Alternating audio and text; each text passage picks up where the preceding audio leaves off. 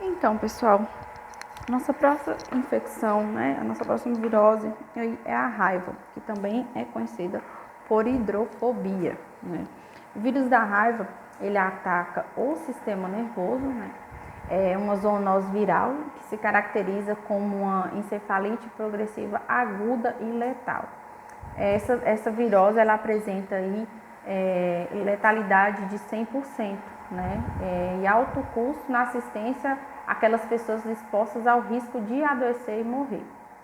Apesar de conhecida desde a antiguidade, a raiva ela continua sendo um problema de saúde pública, nos países em desenvolvimento, especialmente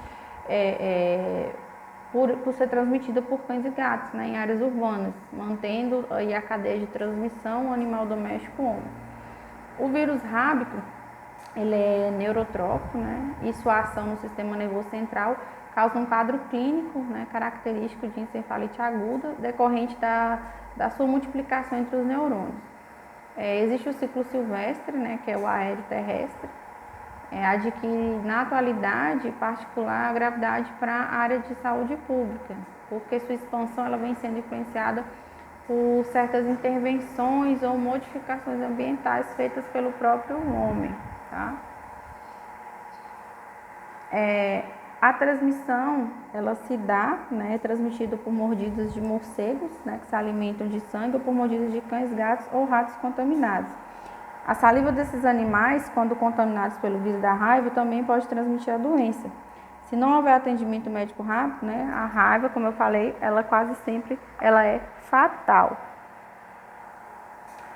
Os sintomas, eles começam quando a infecção ela progride, após o tempo de incubação, aparecem aí os sintomas iniciais, que duram de 2 a 4 dias. O paciente ele apresenta mal-estar, geral, náuseas, dor de garganta, irritabilidade, inquietude, sensação de angústia, alucinações, tem dificuldade de deglutir, então a pessoa tem um pequeno aumento da temperatura corpórea, anorexia, cefaleia, pode ocorrer também hiperestesia ou parestesia, nos nervos periféricos ou próximo ao local onde ocorreu a mordedura, e alterações de comportamento. Essa infecção ela progride, para surgindo manifestações de muita ansiedade, de alucinações, de delírios, de espasmos musculares involuntários, e convulsões. Ocorre também espasmos tanto na laringe, na faringe, na língua, e quando o paciente vê ou tenta ingerir líquido, apresentando aí alta salivação, salivação excessiva, por isso que essa doença é chamada de hidrofobia. Como eu já falei, uma vez iniciados os sintomas neurológicos, o paciente ele evolui para o óbito em 99%, em 100% dos casos. A raiva ela também causa muita dificuldade, de engolir água, e por isso também, como eu já falei, é conhecida por hidrofobia. É muito importante manter em dia, a carteira de vacinação dos cães, gatos, e outros animais de estimação, seguindo sempre aí instruções do médico veterinário. O agente etiológico, eu acabei esquecendo de falar do vírus da raiva, ela é do gênero Lyssavirus, O reservatório no ciclo urbano, a principal fonte de infecção é o cão e o gato. No Brasil também tem o morcego, que é o principal responsável pela manutenção da cadeia silvestre. E tem outros reservatórios silvestres, raposa, gato do mato, jaguatirica, guaxinim. E na zona rural a doença afeta animais de produção, como os bovinos, os equinos e outros. O período de incubação é de 10 dias a 2 meses, dependendo da carga viral da gravidade. O diagnóstico ele pode ser fazer laboratorial, e o tratamento geralmente é feito, com acompanhamento mesmo, né? Ele deve ser atendido na unidade hospitalar, né, mais próxima. Mais tratamento de suporte, dieta, por sonda, né, porque ele não consegue comer, balanço hídrico, eletrolítico, né, hidratação e, né, reduzir controle da febre, do vômito, né, utilização de beta-bloqueadores na vigência da hiperatividade, né, uso de antiácido para prevenir as úlceras, né, de estresse e sedação de acordo com o quadro clínico, né, porque às vezes a pessoa, por conta das alucinações, a pessoa fica muito agressiva. Então, a pessoa que contrai, né, ela pode vir a óbito com até 2 semanas após o contágio. E, né, as medidas profiláticas o tratamento, né, a vacinação dos cães, né, sempre, né, ter as medidas de controle o controle da vacinação com os cães, né, principalmente nas áreas urbanas, né, rurais, manter, né, a manutenção das coberturas vacinais nesses animais, né, por meio de alguma estratégia de rotina, de campanha de vacinação, controle de foco, né, e bloqueio vacinal, a captura e eliminação de cães de rua, né, envio de amostras laboratoriais desses animais, né, para monitoramento da circulação do vírus nos postos urbanos, nas áreas urbanas. E a profilaxia da raiva humana ela é feita com o uso de vacinas, né, e soro, quando os indivíduos já são expostos ao vírus, né, pela mordedura ou lambedura de mucosa ou arranhadura provocada por animais que são transmissores da raiva. A vacinação ela não tem contraindicação, né, devendo ser iniciada o mais breve possível e garantir o completo esquema de vacinação preconizado, né. As vacinas humana e animal são gratuitas, né, ocorrem várias ações de educação em saúde, né, mobilização comunitária e então a profilaxia é realmente a vacinação, não se descuidar da vacinação. Então, eu vou passar agora para algumas doenças, o sarampo, rubéola, catapora e cachumba. Essas doenças virais, elas são comuns em crianças. Geralmente, elas se curam sozinhas depois de alguns dias. Mas elas podem ter algumas complicações que exigem cuidados médicos e todas elas podem ser prevenidas por meio de vacinação. O sarampo, ele acomete principalmente crianças de até 10 anos de idade, né? Elas apresentam tosse, febre alta e manchas vermelhas no corpo, mas geralmente elas são curadas naturalmente em poucos dias.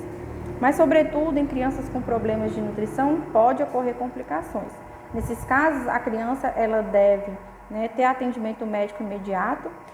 A transmissão se dá pela eliminação do vírus pelas vias respiratórias, né, por gotículas expelidas do nariz, da boca, né? E a doença geralmente passa naturalmente, mas em mulheres grávidas o vírus pode passar através da placenta e provocar problemas no feto, como a surdez. Eu coloquei aqui uma imagem, né, de uma criança acometida por sarampo.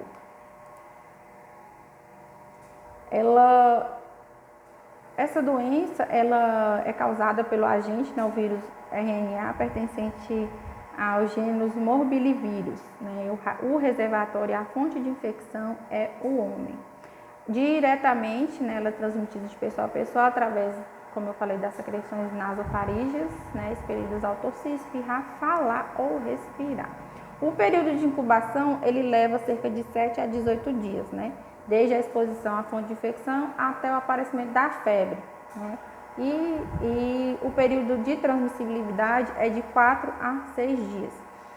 Pode ter infecções respiratórias, pode acarretar pneumonias, encefalites, otites médias, laringites, diarreia, panencefalite, né? E outras doenças, outros sintomas, né?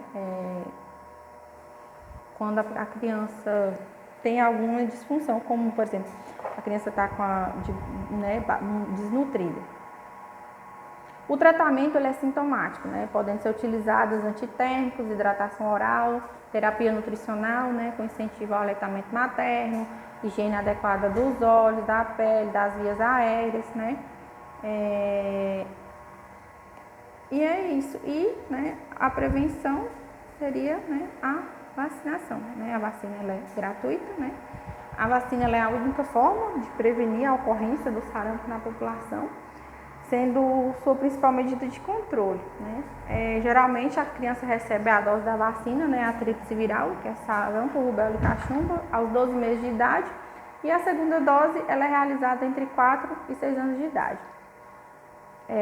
A vacinação de bloqueio, né, ocorre também, ela deve ser realizada de forma oportuna, né, a partir da notificação de casos suspeitos de surto, igual teve o ano passado.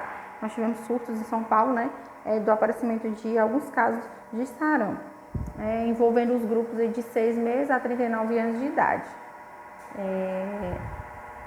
A tríplice viral ela é administrada por via subcutânea, né, como vocês sabem, de preferência na face externa, lá na parte superior do braço, né, a famosa região deltoide.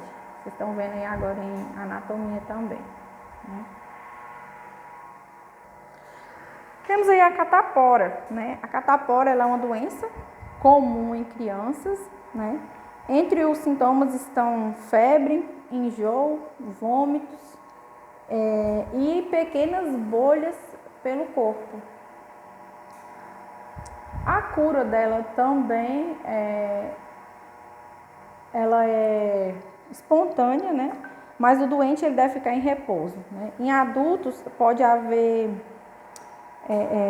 a pessoa geralmente, como eu falei, ela melhora sozinha, né? Em poucos dias, mas pode ser necessário procurar um médico. Né? As bolhas elas não devem ser coçadas, pois pode haver a contaminação por bactérias, né? E acaba inflamando. Em alguns casos o vírus ele pode permanecer anos sem efeito, mas provocar sintomas no adulto, como bolhas na pele, né? E febre alta.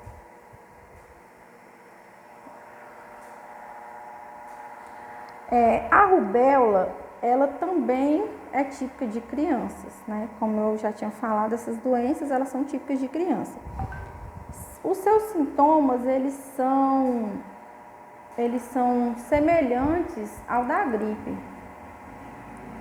Ela é uma doença, né, viral aguda, né, que é caracterizada por febre baixa, né, que se inicia na face, no couro cabeludo, pescoço e se espalha por tronco e os outros membros. Né.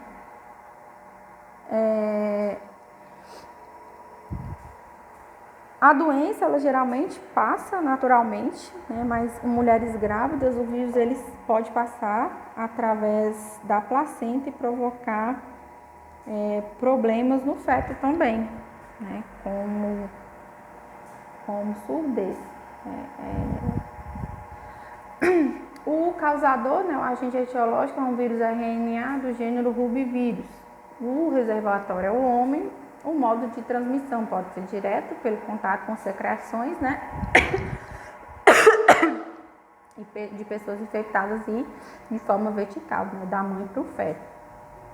O período de incubação dessa doença varia de 14 a 21 dias, com duração média de 17 dias, podendo variar aí entre 12 e 23 dias. E o período de transmissibilidade varia de 5 a 7 dias antes do início do aparecimento dos sintomas e de 5 a 7 dias após o aparecimento do mesmo.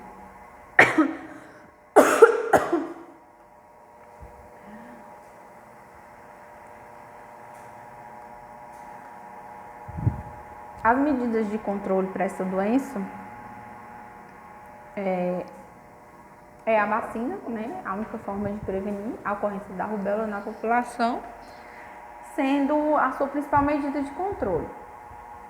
O esquema é o mesmo, né, do sarampo, né? É uma dose da vacina tríplice viral, né, que é sarampo, rubéola e cachumba, aos 12 meses de idade, ou a segunda dose entre 4 e 6 anos de idade.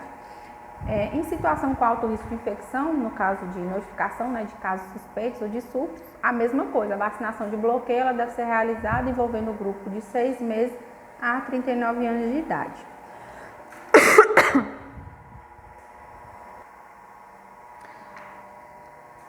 A cachumba, né, é uma doença de transmissão respiratória, né, é uma inflamação da parótida, né, que é a glândula salivar que fica situada na frente da orelha, e também é conhecida como parotite, né, para a doença. A cura é espontânea, mas o doente ele deve ficar em repouso, né? Em adultos pode haver complicações em outros órgãos, como os testículos e os ovários, né? Nesse caso pode causar esterilidade. Ocasionalmente, os adultos ou adolescentes, quando tratado de forma equivocada ou displicente, né, não tem aquele cuidado, pode comprometer o sistema nervoso central. Eu coloquei aqui uma imagem, tá vendo? Você pode ver o aumento na inflamação da pessoa. A vacina, ela é altamente eficaz, né, e raramente produz algum efeito colateral. É feito através da vacina tríplice viral, como eu já falei, o mesmo esquema. 12 a 15 meses de vida a primeira dose, 4 a 6 anos a segunda dose e de 11 a 12 anos a terceira dose. Se a pessoa fizer, né, o uso das 3 doses, possui 97% de chance de proteger contra uma infecção natural.